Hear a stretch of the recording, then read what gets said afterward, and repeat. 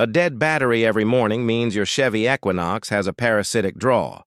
To find the exact cause, you must connect a digital multimeter in series with the negative battery terminal and pull the fuses one by one until the amperage drops.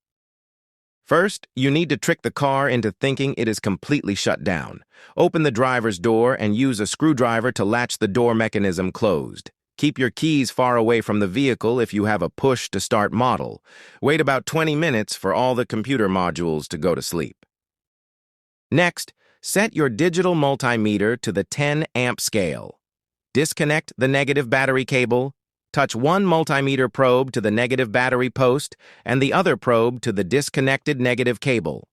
You are now measuring the electrical current leaving the battery. A normal sleeping vehicle should draw less than 50 milliamps. If your meter shows something higher, like half an amp or more, you have a confirmed parasitic drain. The most common culprits on the Equinox are the infotainment system, power seat modules, and the OnStar module. Leave the multimeter connected and visible. Go to the fuse box under the hood. Use pliers to pull out one fuse at a time.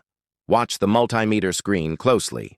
If the number stays high, put the fuse back and move to the next one. When you pull a fuse and the multimeter reading instantly drops below 50 milliamps, you have found the problem circuit. Look at the fuse box diagram to see what that fuse controls. Now you know exactly which component needs to be replaced or repaired.